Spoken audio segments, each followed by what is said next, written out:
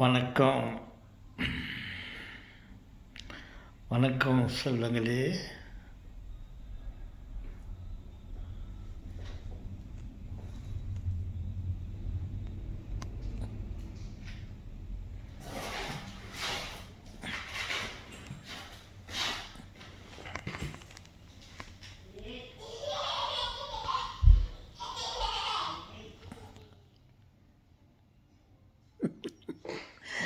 தாத்தா,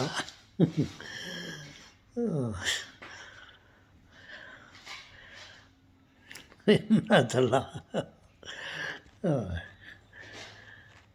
communication pilot, பெரிய scientist,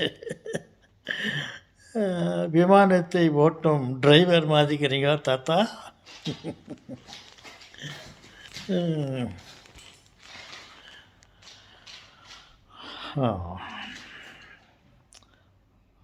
okay சொல்லுங்களே. ஓகே, இது எனக்கு பாரமாக இல்லை. ஓகே,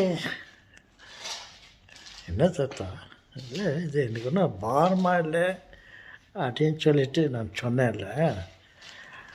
நான் சொல்லும் போது எனக்கு ஒரு பழைய ஞாபகம் வந்தது.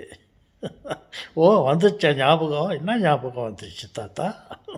ஓலப்பள்ளி தாத்தா, இல்லை என்னுடைய அப்பாவின் தங்கை,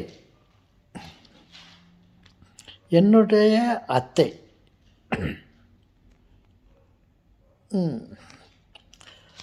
சிறு வயதிலேயே கணவனை இழந்து இருந்தார்கள்.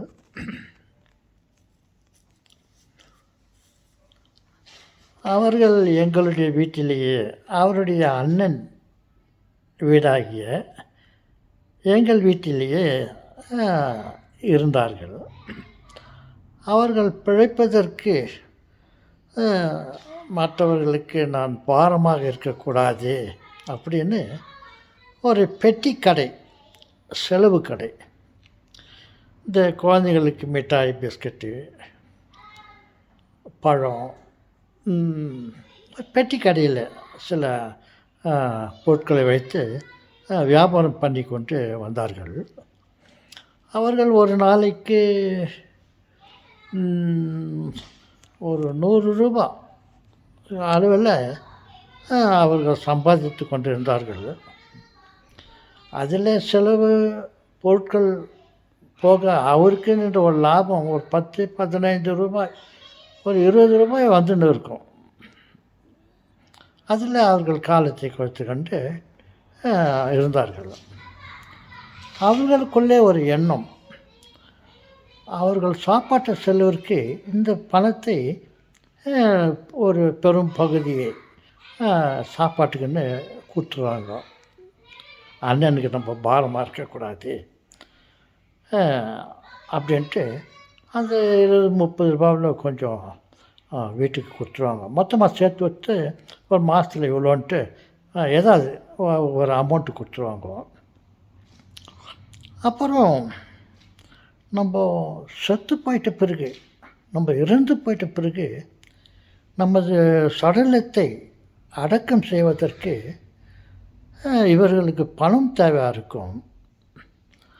அதையும் நாம் அவர்களுக்கு பாரமாக வைத்து கொள்ளக்கூடாதுன்னு அதில் ஒரு நாளைக்கு ஒரு ரூபா, 50 பைசா, 2 ரூபா, 3 ரூபா ஏதாவது ஒரு உண்டி பட்டியில் போட்டு வச்சுன்னு ஒரு 2000 ரூபா சேர்த்து வச்சுட்டு இருந்தாங்க. சேர்த்து வச்சுட்டு அதை என்னுடைய அப்பா கிட்ட, அவருடைய அண்ணன்கிட்ட கொடுத்தார்கள். ஆனால் இந்த பணத்தை வைத்து கொள்ளுங்கள், ஒருவேளை நான் இறந்து போய்விட்டால் என்னுடைய சடலத்தை அடக்கம் செய்வதற்கு இந்த பணத்தை பயன்படுத்தி கொள்ளுங்கள்.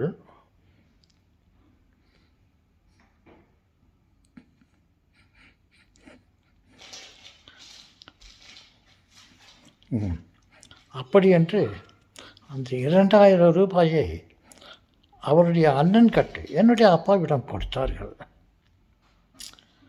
அது இப்பொழுது ஏதோ எனக்கு ஞாபகம் வந்தது. எனக்கு நான் ஒரு நல்ல வேலை செய்யக்கூடியவன். பல விதமான வேலைகளை நான் செய்வேன். அதில் தச்சை வேலையை கூட நான் கற்றுக்கொண்டிருக்கிறேன், கார்பென்ட்ரி.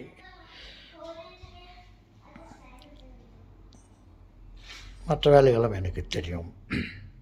இப்போ என்ன நான் நினச்சின்னு இருக்கிறேன்னா, நமக்கு கார்பென்டர் வேலை தெரியுமே, நம்ம இறந்து போயிட்டால், மற்றவர்களைப் போல் நானும் இறந்து போய்விட்டால்,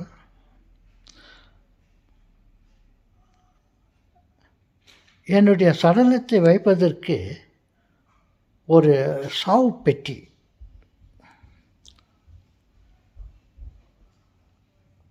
வீட்டில் இருக்கும் பலகைகளை எடுத்து ஒரு சாவு பெட்டி, கார்பென்டர் வேலை எனக்கு தெரியும். ஒரு என்னுடைய சடலத்தை வைப்பதற்கு ஒரு சாவு பெட்டி செய்து வைக்கலாமா? நான் இருந்த பிறகு அந்த சாவு பெட்டியில் என்னுடைய சடலத்தை வைத்து அவர்கள் அடக்கம் செய்யட்டுமே. அந்த செலவையாவது அவர்களுக்கு வைக்காமல் எனக்கு தெரிந்த வேலையே இல்லை, அந்த சாவுப்பெட்டியை சேர்த்து வைக்கலாமா என்று சின்ன ஆசை வந்தது. அதை இவங்களிடம் பரிமாறிக்கொள்கிறேன். கார்பெண்டர் வேலை தெரியும், நமக்கு தேவையான சாவுப்பெட்டியை நாம் செய்து வைக்கலாமான்ட்டு யோசிச்சுட்டு இருக்கிறேன்.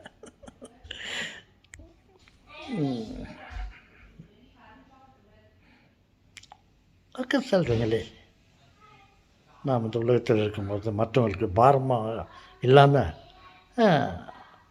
இருக்க என்ன வழி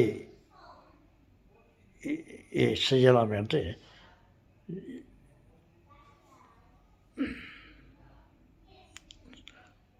ஓகே.